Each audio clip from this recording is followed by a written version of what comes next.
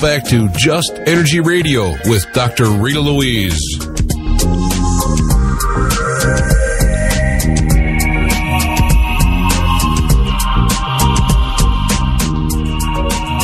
Hello and welcome back to Just Energy Radio. I'm your host, Dr. Rita Louise, and thank you all for staying tuned to the second hour of the show. We're still talking to Mike Bara, but remember, this hour of the show is brought to you by the Institute of Applied Energetics, where you can learn to become a medical intuitive, intuitive counselor, or energy medicine practitioner, all from the comfort of your own home. And please do stop by the Just Energy Radio webpage, www.justenergyradio.com, and sign up for our weekly newsletter, which will keep you informed of all of the excellent guests we have coming onto the show.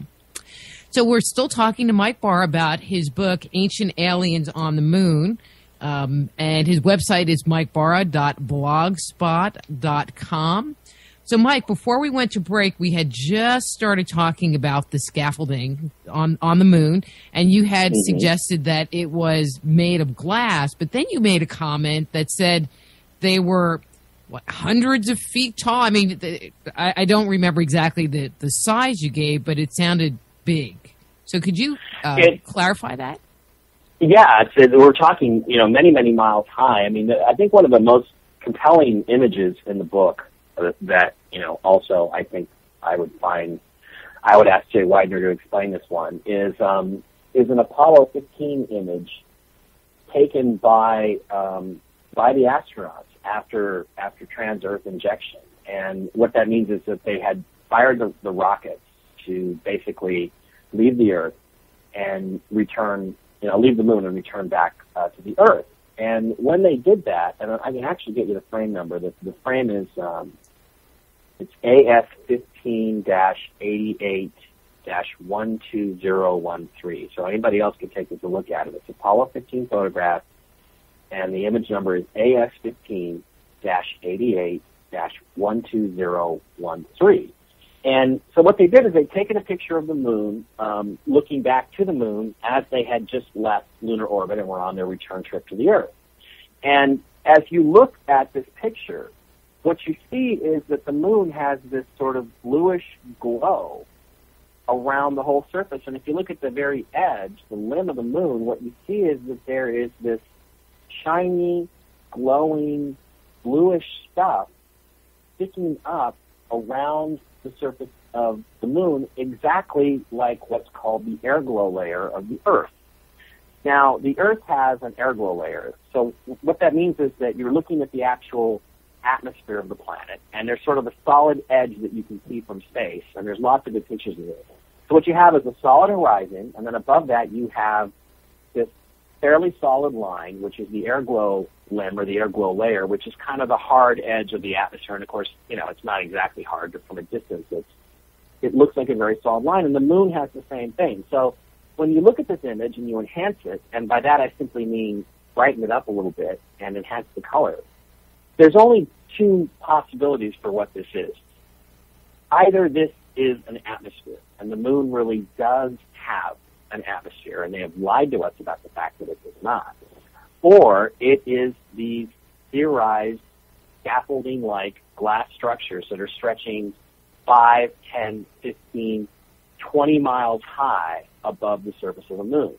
And I conclude that that's what it is, that there is no atmosphere, because if you look at this, what you can see is you can see breaks in it, you can see holes, you can see areas where the glowing part is much thinner as opposed to other areas where it is much thicker. And atmospheres don't do that. An atmosphere would look uniform. So what you're looking at, I think, is a semi-transparent intervening medium between the camera and the spacecraft and the surface of the moon. And those images, to me, are probably the most compelling evidence that we have that these structures really exist. And yeah, they are many, many miles high. I mean, there's even examples in the book that I talk about where we discussed Gene Cernan, who was on Apollo 10. And they were coming down at 50,000 feet, okay? 50,000 feet, so that's 10 miles above the lunar surface. And Cernan is heard to say, wow, we're really down among them now. Now, what could possibly, I mean, there's nothing at 50,000 feet above the surface of the moon. It's empty space. So what does he mean we're really down among them now? And what I think he meant was that they were flying in between these large glass structures, which had been built there, probably eons ago, as a meteor shield to protect whatever bases and operations were going on below on the surface of the moon. But if these structures are 5 to 20 miles high, then the footprint that they must have, I mean, they could have landed the lunar rover and drove all around and had it in the backdrop and no one even noticed, because it would have to be huge. It would have to be huge. They would be immense, and, the thing is, the photographic evidence is consistent with these things being there, because if you look at the Apollo 12 landing site and the Apollo 14 landing site and 15, 16, 17, what you see in all of these is all you have to do is brighten the albedo, brighten up the gamma a little bit, lighten the background, and you can see these patterns, and these patterns are not film grain. They're not consistent with anything to do with scratches on the negatives or scratches on the images. What you're seeing is stuff that has a structural aspect to it and is actually very, very consistent and follows the topography of the lunar surface in the background. And it also follows the pattern of light scattering. In other words, light tends to backscatter as you're taking a photograph, because there's a very famous image that Hoagland has used to describe this, which is an Apollo 14 surface panorama taken by Alan Shepard. And this is part of the Ken Johnston collection. There's a guy named Ken Johnston who's a friend of Richard's and mine, and he worked for NASA and at one time had a collection of all of the handheld photography that the Apollo astronauts had taken. And Ken has an original version of this panorama. And when you take that and you scan it and then enhance the background, what you can see is that these structures, which appear to have definite, structural aspects to them, conform to the phenomenon of light backscatter. In other words, as you're looking towards the sun, you get a very bright glow.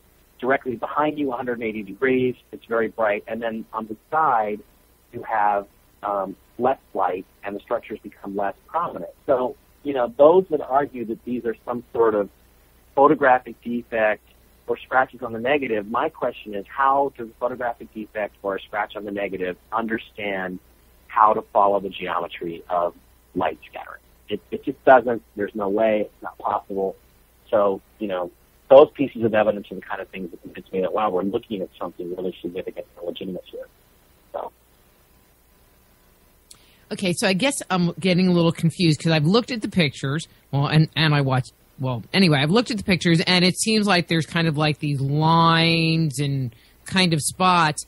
And so are you saying that is representing the structures in the distance, or is it, a close-up of the structure? In the distance. And here's the thing, is that in any photograph taken from the surface of the moon, the sky should be absolute pitch black. And the fact that there is anything there at all indicates that it is a local phenomenon, meaning within 100 miles or so of the camera. It's definitely not background stars or planets or anything like that. What you're looking at is stuff that is right up close to the surface of the moon, because in an airless vacuum, you don't have any light diffusion. So the shutter speeds were set to about 1/250th of a second, because if you open the shutter any longer than that, you're going to get the surface overexposed so dramatically that you're not going to be able to see anything in the foreground, which ostensibly is what you're photographing, is the foreground. So what we've done is simply enhance or brighten up the background, overexpose the background, and when you do that, you see all of this stuff that appears to be structural, and it has reinforcements and things coming in at angles and box-like material, all built up in squares and very geometric stuff. And again, aligned with the local vertical of the horizon, as opposed to lined up with the vertical or horizontal of the photograph. And again, those are all indications to me that you're looking at something real that's actually very, very massive, but like over the horizon or beyond the horizon at the time the camera takes a photograph. So are these structures, were they part of something else? Or are they, I'm just trying to wrap in my mind, why they would build something that was 5 to 20 miles in height, If there was, stuff inside, were they, giant condo buildings? Were they holding something up? No, in fact, here's what I'm going to tell you to do is if you go to the Picasso web album, again, it's linked, go to mikebarron.blogspot.com, and then go to my photographs tab and click on the Picasso web album. And if you go to Ancient Aliens on the Moon, chapters 1, 2, 3, there's a photograph there near the end. And what you'll see is it's kind of a blue color, and you see this giant scaffolding structure. And what these were was this was a multi-layered, in my opinion, what these were was a multi-layered, multifaceted structural meteor shield. It was layer upon layer of glass, sort of interlocked and interconnected. So you have vertical pieces, horizontal pieces that are like rebar. They are the stuff holding it up. And then you have panes of glass at all different angles, miles and miles and miles high, because what this is doing is this is acting as it's basically taking the place of what the atmosphere does on Earth, which is that it protects us from the incessant meteoric bombardment that we exist in, and the environment throws at us all the time. So what this would be is this would be a really, really massive meteor shield above the planet and above the moon, and then below that you would build your bases and so forth. So it would create layer upon layer upon layer of this, very, very powerful glass structure that would protect you from the impact of meteorites.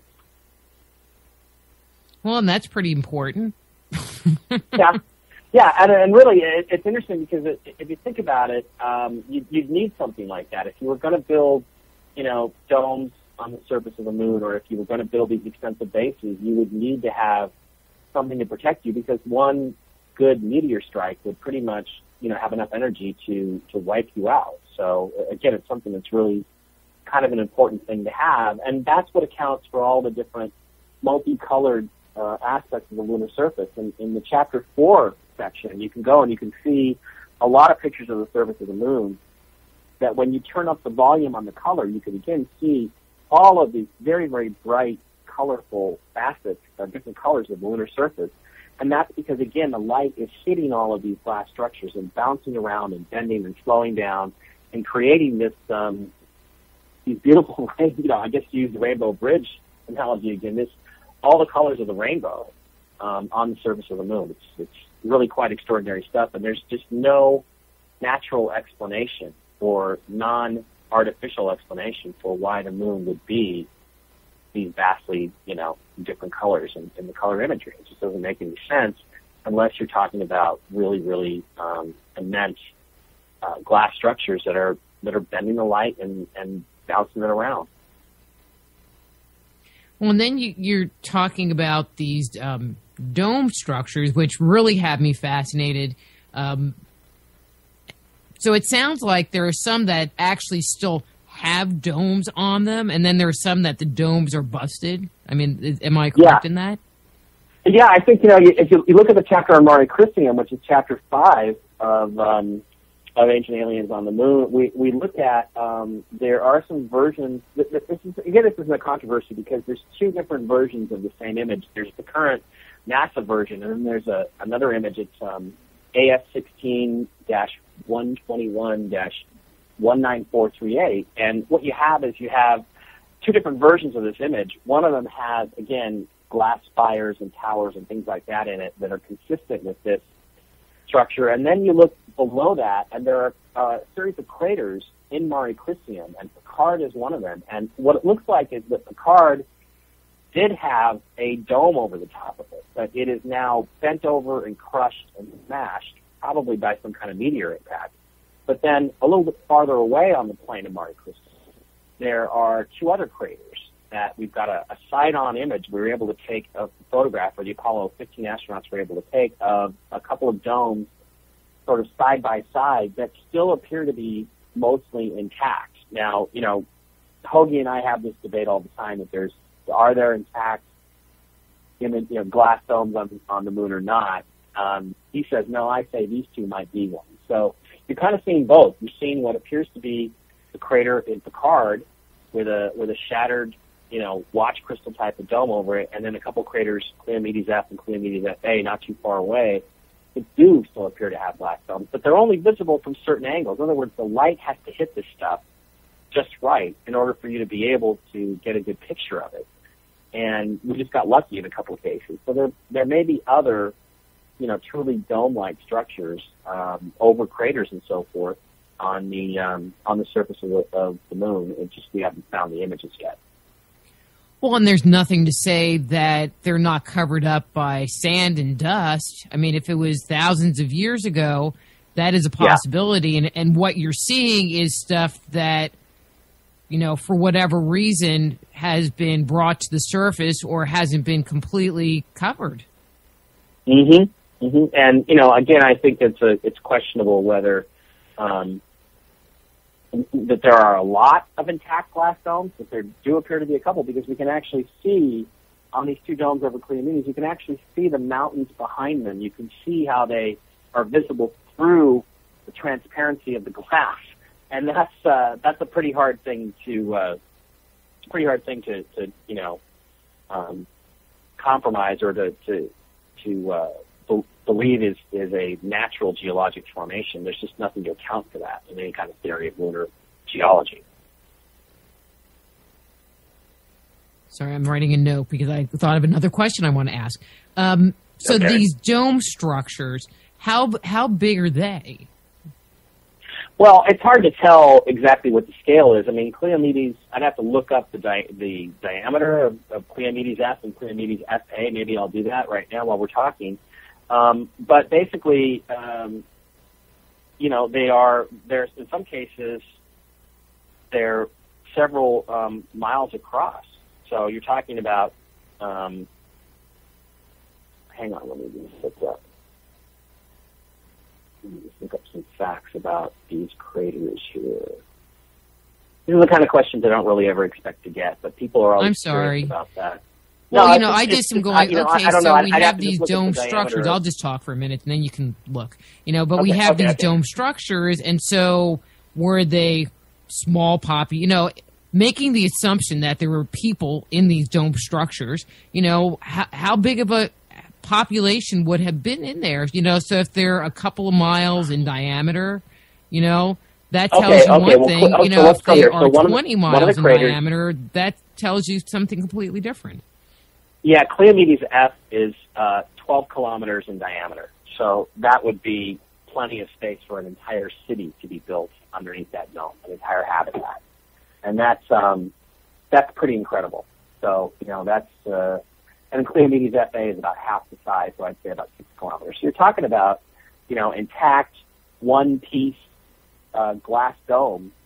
Maybe they're kind of a pie thing, where you build a pie section, like the roof of a dome stadium or something. It could be that kind of structure, because you see different in Picard, you see evidence that there's sort of a pie shape to it, where you put one wedge up, and that's how you create them piece by piece by piece and come together like that. But we're talking about very massive structures, enough for tens of thousands of people to live underneath them. So you're talking about, a pretty significant architectural and engineering achievement. It's something we couldn't even do here on Earth.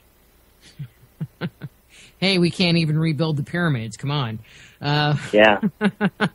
So inside these 12-kilometer areas or 6-kilometer areas, are you seeing, is there enough clarity to see any kind of smaller structures that would indicate that there was some kind of civilization actually living inside the ring?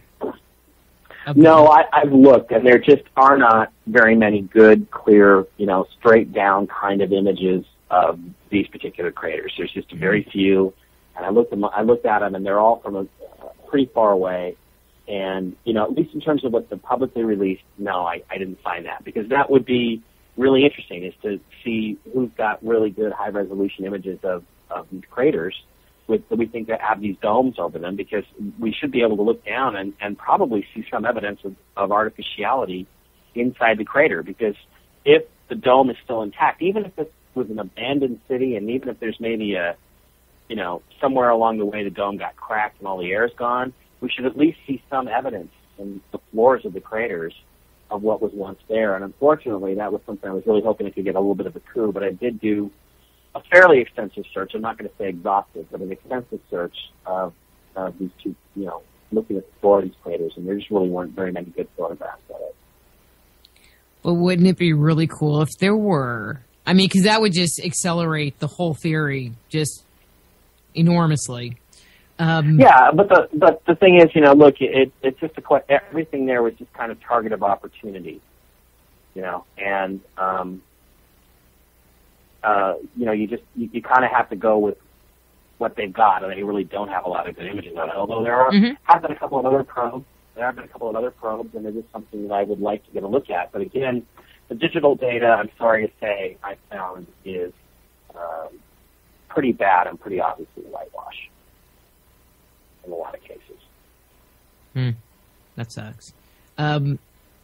With these, we've talked about some domes. We talked about, well, actually, let me ask one other question, and then I'm going to move on a little bit from the domes. You've talked about 2. How many do you think are out there? How many have you identified kind of in total? Well, the intact glass domes, the only ones I can really say for sure that I talk about in the book is the 3 in Mare Crisium, the one shattered one at Picard, and then the 2 around over these 2 craters, Cleomedes F and Cleomedes FA.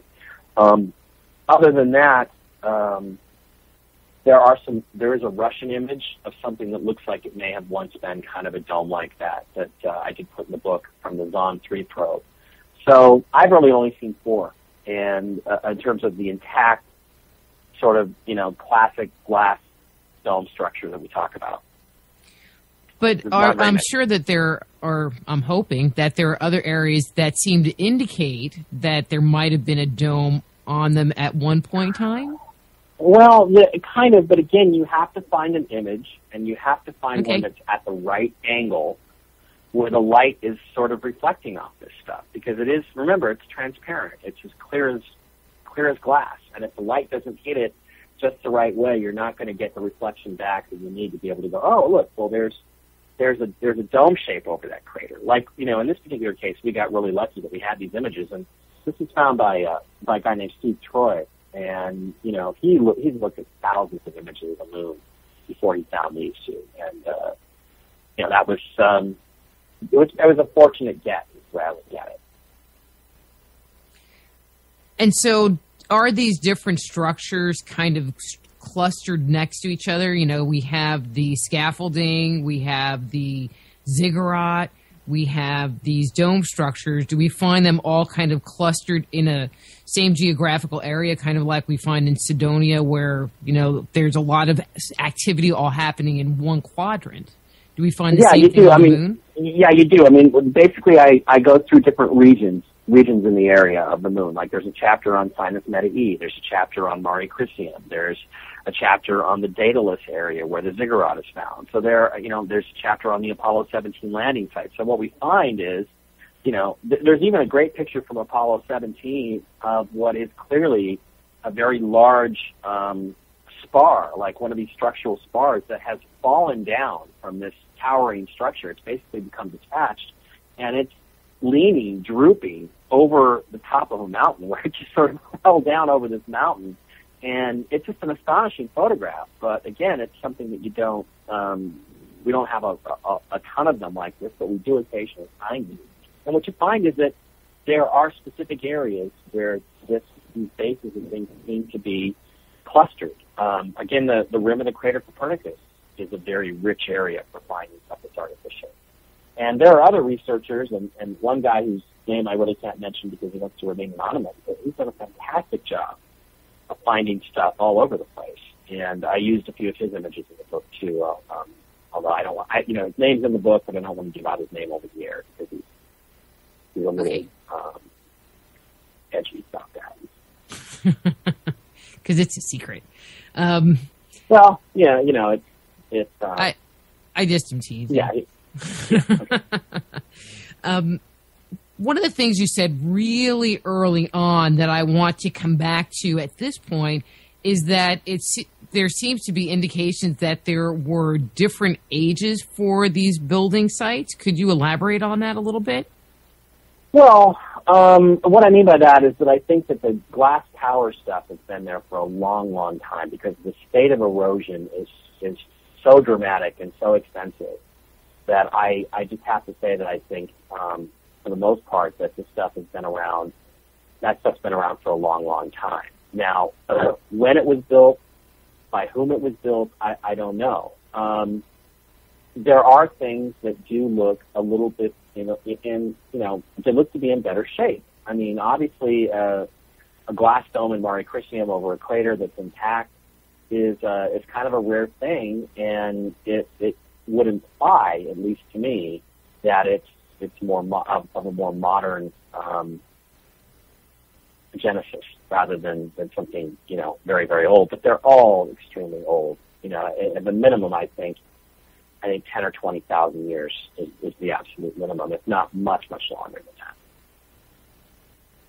Well, the part that strikes me is the fact that if the people that were on the moon building these structures were moon people, I don't know what you would call a person who is indigenous to the moon, but if they were moon people, they wouldn't need to build these domes to live in because they would be acclimated to the moon, and so but leaves the moon doesn't really have an environment. If the moon doesn't really have an environment, I mean, I do think everything that lives, probably needs an atmosphere. I don't really think that. I wouldn't go with you on that argument. Put it that way. Well, no, I'm just saying that hypothetically, if there were people on the moon, and it doesn't have an atmosphere, then they would be acclimated to that atmosphere, and so whoever was there, obviously needed to have some kind of an atmosphere, so they built these domes that they could live in. Mm-hmm. Yeah, exactly. Because again, you can't really live in an environment where there isn't an atmosphere. That's a very difficult thing to do. Well, I mean, even, when you talk about the ancient aliens on the Earth and you see the pictures of the people that look like they're in some kind of a spacesuit, and I think that they had some issues with our atmosphere, and that's why they needed the breathing devices, et cetera, et cetera. And so, it just kind of made sense to me. Anyway. Well, no, it does, but also that could be, in that particular case, what you could attribute that to would be that, look, there are certain diseases and so forth and microbes they have to protect themselves from too. So it could be more of a not necessarily they can't breathe the atmosphere, but just that they don't want to catch the bugs. I'm sure that the aliens heard the War of the Worlds broadcast, in 1938, so they would have to be pretty careful about it. Well, that was something that I had thought like a million years ago, when it talked about, God coming down to visit Moses in the tabernacle. And why did he have to create this separation? Why did he have to teach them about cleanliness? Why was he kind of like germophobic that everything had to be perfect in a perfect way, unless there was some kind of disease thing? But I digress. Yeah. Well, it's not really digression. It's an interesting question. So there's, let's talk about some of the other things. So we've talked about these structures, but you've also alluded to that there are like vehicles or transportation systems or other kinds of technology that's just kind of littered around. Yeah, basically, if you look at some of the pictures that I put in, like let's go to, I think it's chapter 9 of the book on Ancient Aliens on the Moon. There is this picture, this particular NASA frame, AS11 3855 64. You can see stuff that's kind of just left around. I mean, it looks like somebody just took off one day and just left. There's a thing on the rim of a depression that looks like it just got parked there, and the front of it, the lower part of it, looks like a tank. It looks like a tracked vehicle. It's got sort of an angled, almost armor-plated front. There's this big arm, very similar to you remember the robot arm that was on the space shuttle? It looks like that sticking up out of this thing, and it just quite clearly it's casting a shadow on the lunar surface, and it looks like a big vehicle that was just left and abandoned there. And then you've got images of other things that appear to be maybe some kind of lifting body or spacecraft that's parked above a slope, as if this was like the launching pad where it could sort of shoot out, almost like off of an aircraft carrier. There's just all kinds of weird stuff in some of these images. And again, my invitation to the audience is to go get some pictures of the moon and start looking around. And in certain areas, you will find just all sorts of weird stuff, including things that look like vehicles. And the weirdest thing to me is that flying saucer, that one just weirds me out. But I can't say that it's anything but that. It's just, that's what it looks like. So why does it weird you out? Well, I mean, because it's not the kind of thing that you know, we have these discussions. I was looking for buildings and pyramids and architecture.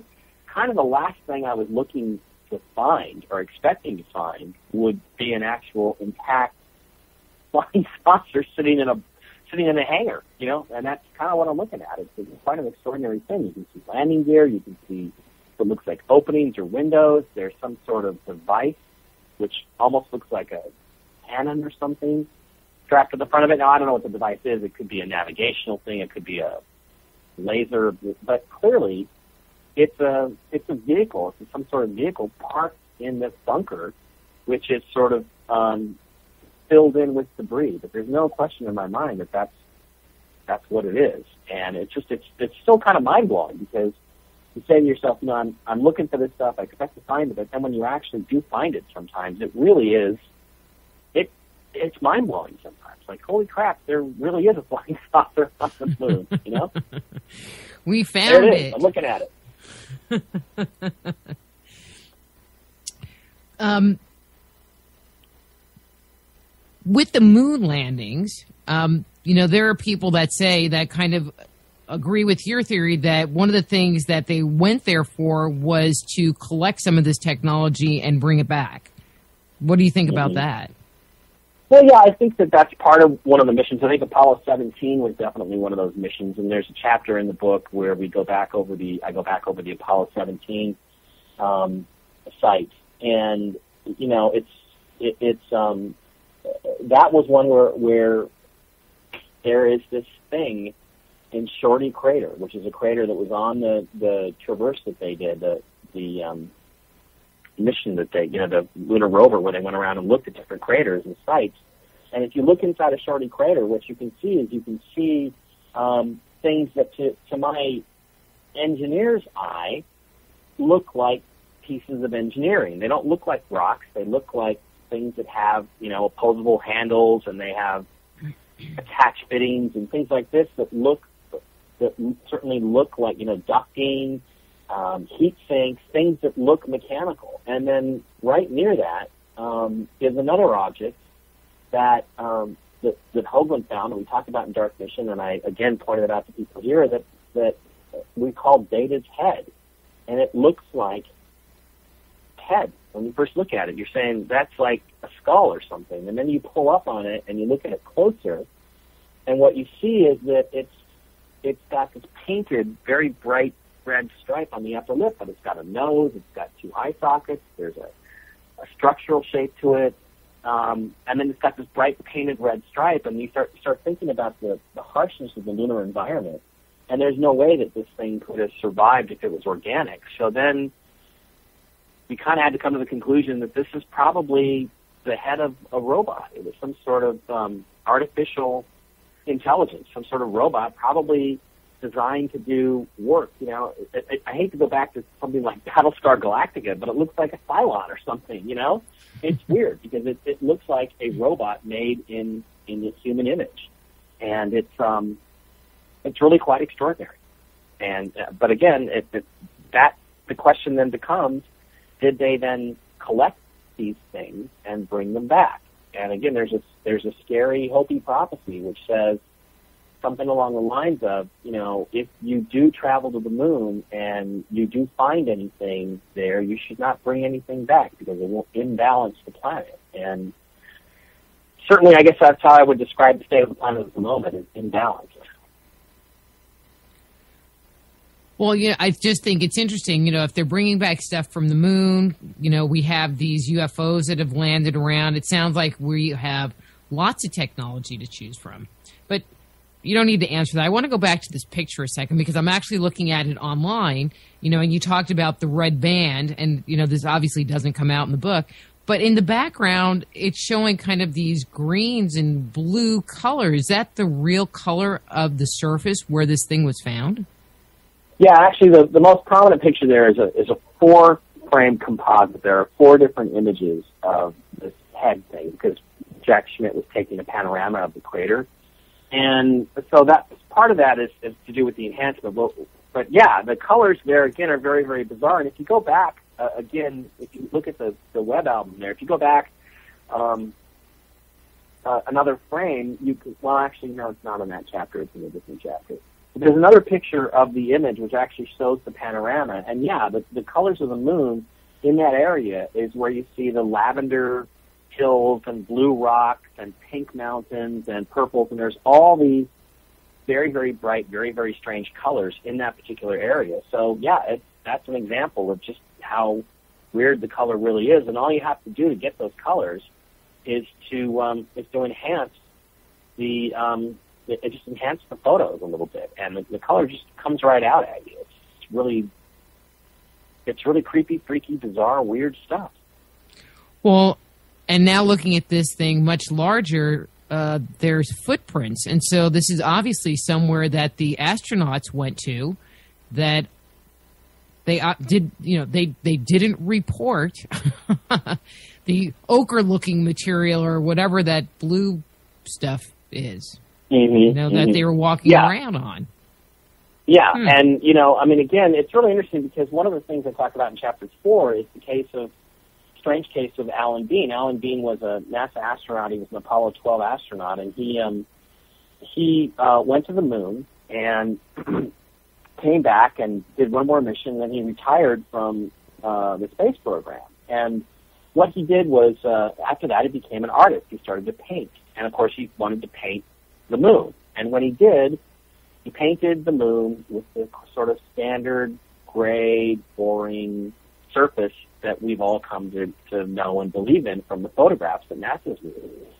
But it kept bothering him that it didn't look right. In other words, he felt like it didn't really feel right to him. So he kept adding more and more color. And in the end, what he came up with was a self-portrait of himself on the moon.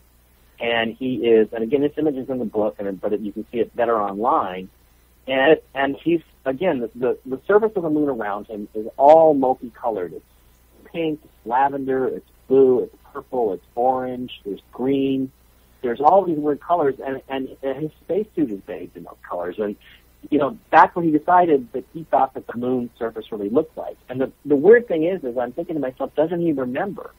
And it's entirely possible that he simply does not really remember what his eyes saw, because as Richard and I wrote about in Dark Mission, what we found out later was that all the astronauts were hypnotized before they were debriefed to, quote, help them remember. But what if they were hypnotized to make them forget? And in my opinion, I think what's going on is that the subconscious is telling him that the moon does not look like the way you were painting it. It really looks like this much more bright, weird, colorful place with all this different scattered, diffuse light all over the place. And if you look at his painting and the color enhancements of this area around Shorty Crater, they look exactly the same.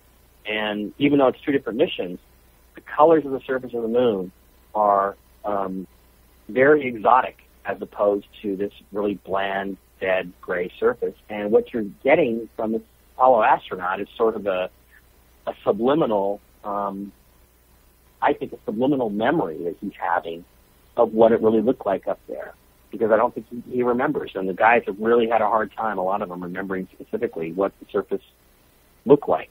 When you ask them questions, they don't really seem to have really clear memories of a lot of stuff.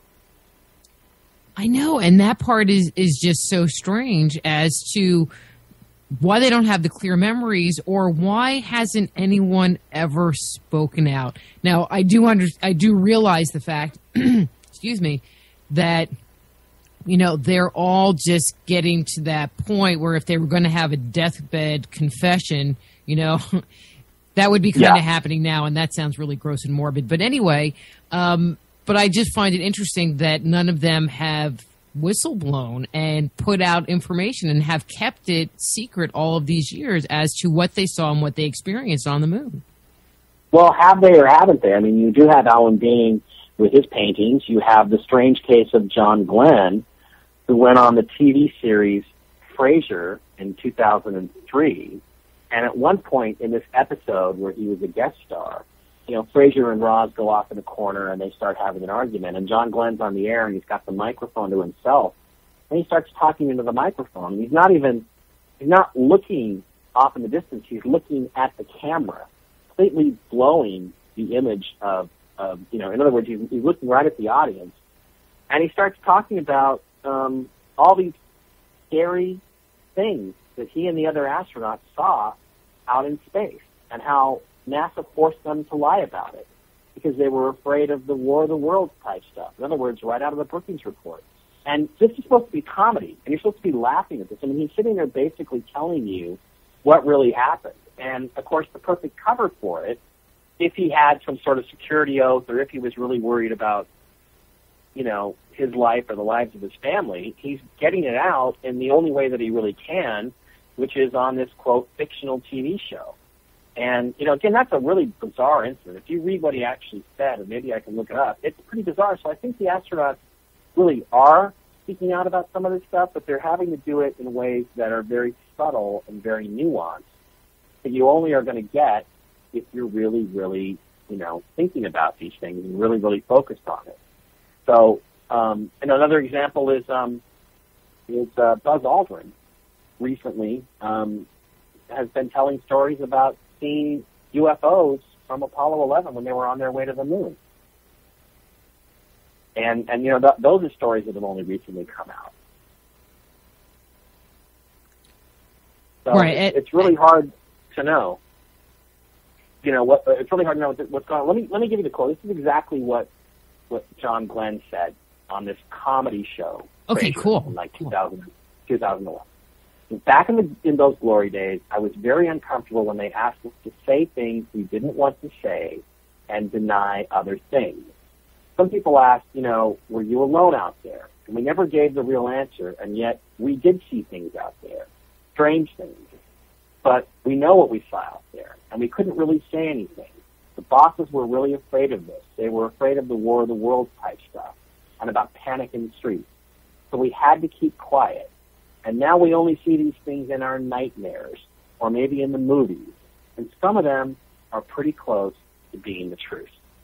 So let's just think about this in context real quick, okay? What John Glenn is saying is that he and the other astronauts saw things on their missions in space. They did see things that shouldn't have been there, strange things, okay? Those things gave them nightmares. They were so frightening that they gave them nightmares. They were told by their bosses to lie about it because there would be panic in the streets if they didn't keep quiet. That's what he's saying. So think about this. Everybody's like, well, it's a comedy show, blah, blah, blah. First of all, it wasn't funny. It wasn't funny in the slightest. Secondly, let me ask you this question logically. If you're John Glenn, war hero, NASA hero, they're going to come to you with a script and they're going to say, John, we want you to go on TV and play yourself and make a statement where you basically say that you saw aliens and UFOs on your missions in space, that your colleagues saw it, and that your bosses at NASA, the ones who made you a national hero, an American hero, forced you to lie about it. Are you telling me that John Glenn is going to agree to that if it's just for pretend, just for a couple of laughs? Basically, John Glenn is going to throw everybody under the bus who made him who he is today? I believe that for a second. So, again, I think the only way he would do it, but he seemed like way too serious of a guy, is if he did it with, like a nudge, nudge, wink, wink, that sparkle in your eye. Like when they do skits on Saturday Night Live, it's like they're acting serious, kind of, but they're, you can tell they're joking because of the inflection in their voice, but it's not sounding like he had that inflection Rita, in his voice. Go watch the clip. I mean, the clip is... I will. John Glenn's face, and watch the clip. He is stone cold serious when he says this stuff. And the thing about it is, it's not funny. There's nothing funny about it. I mean, he's basically saying he's lied to the American people, NASA's lied to the American people, and that what he and his colleagues in the space program saw out there gave them nightmares. And that's pretty, that's like, talk about, if NASA are his friends, I wouldn't want to be John Glenn's enemy, I'll tell you that. And so for the listeners that didn't hear, what show was that on? That was Frasier. It was John Glenn's Frasier. appearance on Frasier. I believe it was in 2001. And it's a fascinating thing to watch. The rest of the episode is just fluff, but then he does this, and you're just like, oh my God, this is his way of getting out his truth in a way that didn't violate the oath that he took and probably did not put him or his wife or anybody else in danger, because you could always say, well, it was a comedy show. But, again, it pretty much, you're telling me that he just decided to do something that would pretty much throw everybody under the bus at NASA. I just find that rather hard to believe. Mm-hmm.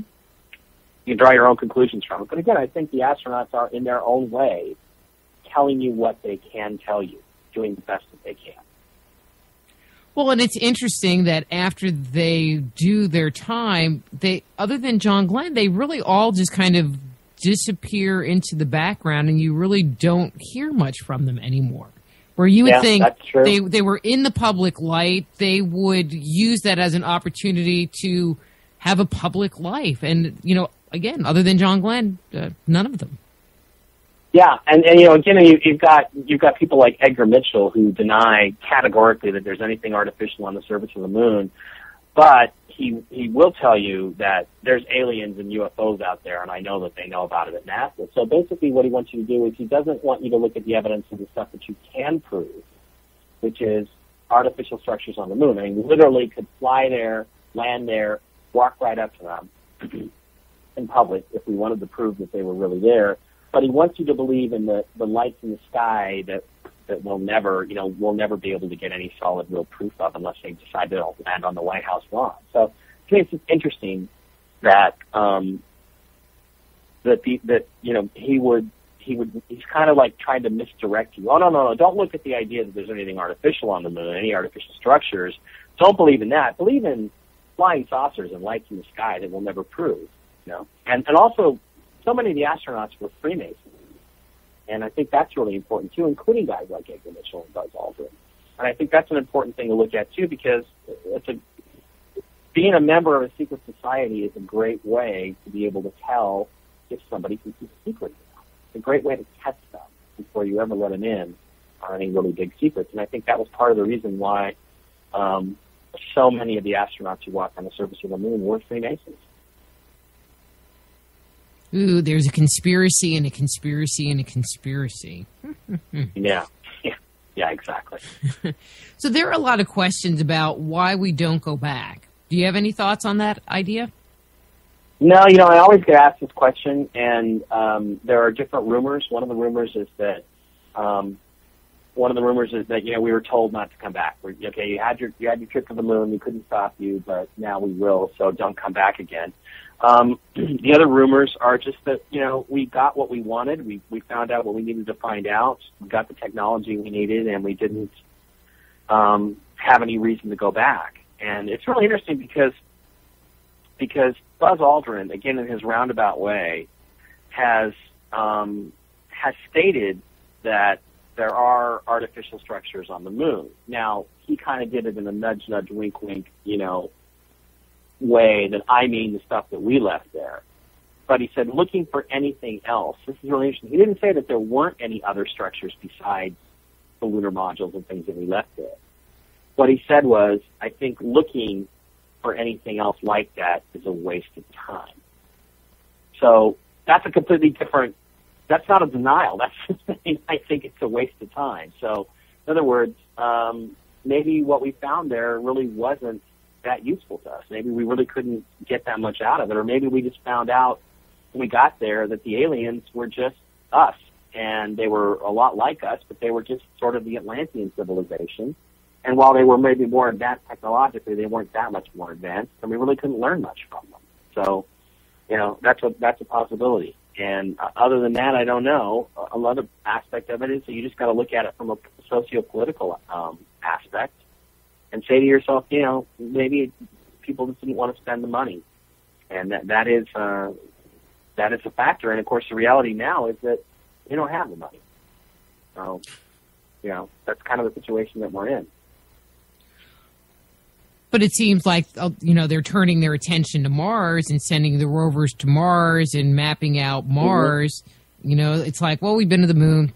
We're done. Even though there were all kinds of talks about going there and setting up colonies and mining and using it as a way station to the further planets. I mean, there was so much talk. Now it's like, we don't worry about that anymore. We're focusing on Mars.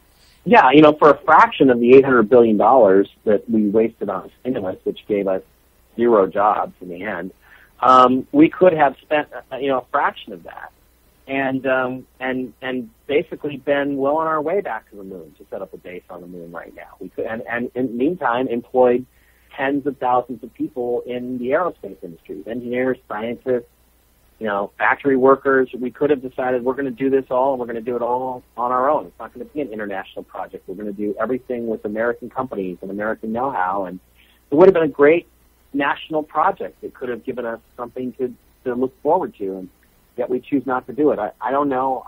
I know that the reasons are probably political, but there's got to be, some reason, but I can't put my finger on it at this point. I don't know why we don't make those kinds of decisions. It seems to me like it would be a great way to employ a lot of people.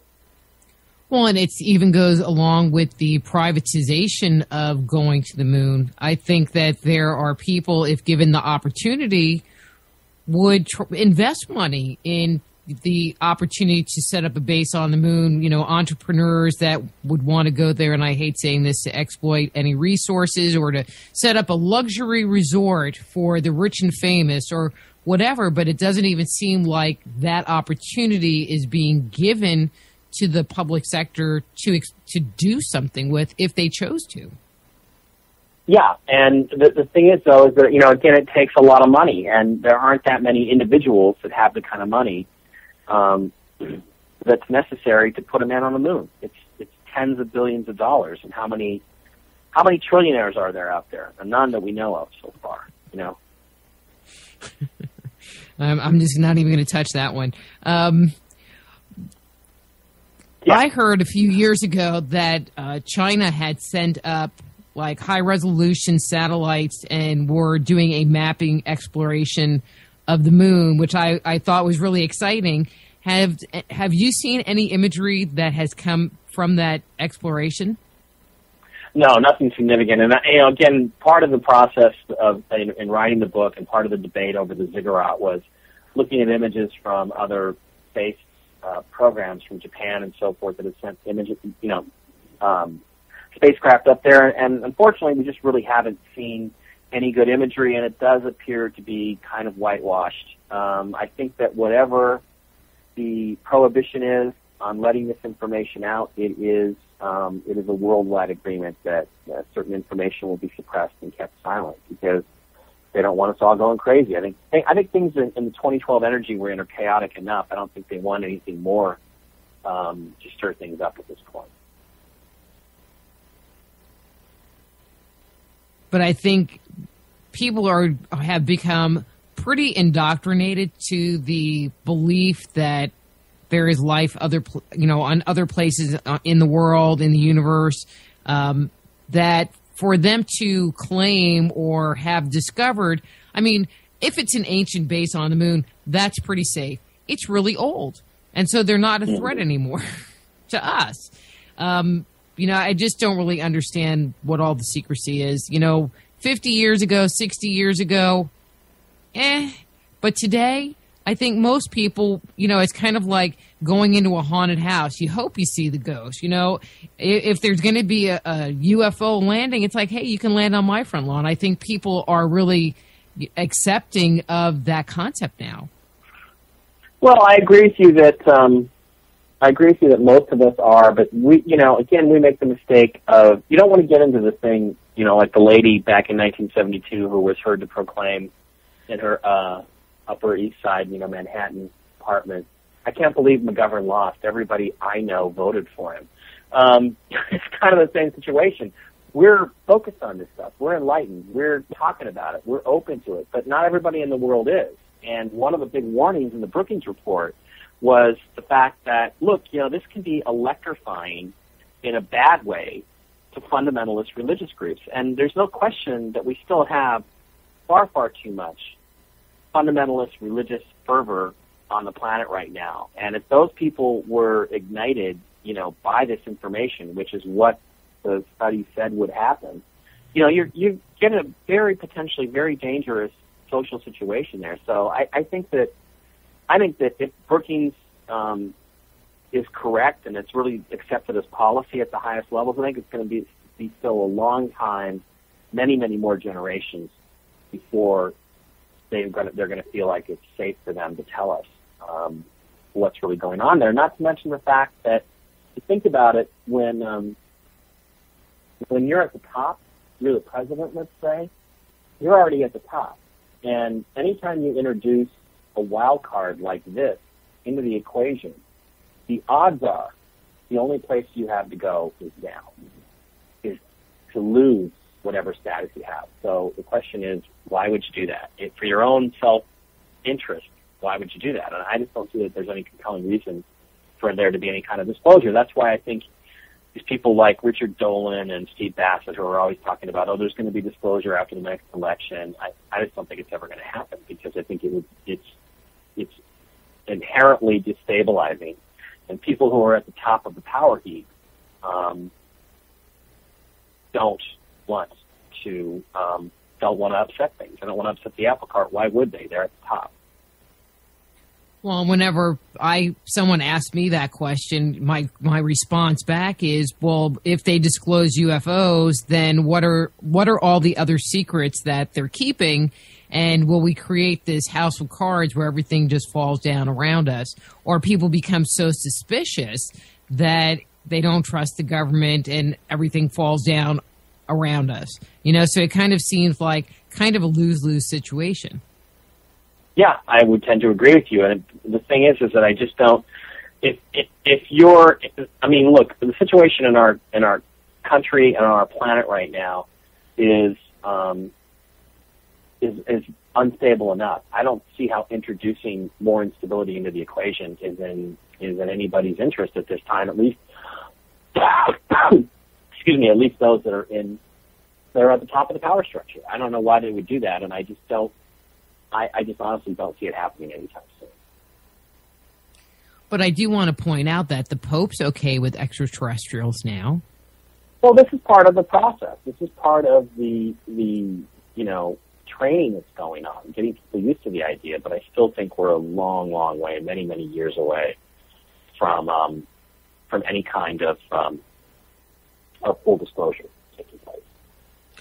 Well, I just am curious. What was your reaction when you heard that the Pope came out and said that there is the possibility that extraterrestrial life appears, but it does, or could appear, but it doesn't damage the basic fundamental faith of the Catholic Church? What was your reaction to that?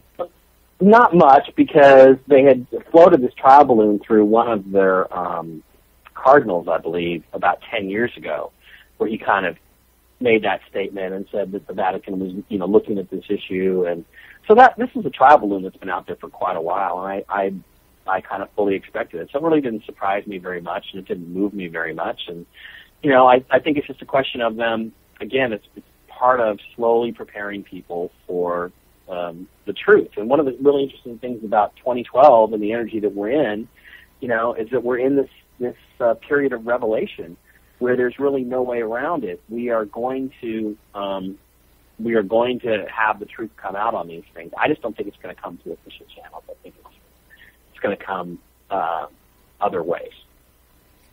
Well, but I also think that with the culture having more acceptance for things like UFOs or ghosts or, psychic abilities, that when you are brought up in an accepting culture, then you just accept it that is how it is, or that is a strong possibility. And so you don't get the resistance because you just accept it as, well, yeah, they're extraterrestrials. You don't think anything about it. That's why shows like Ancient Aliens are so popular now, and people are coming around to it. But I still think, again, I'm just saying, I think we're a long way away from that. So how are you liking doing the Ancient Alien show? I always wave at you when I see you on TV.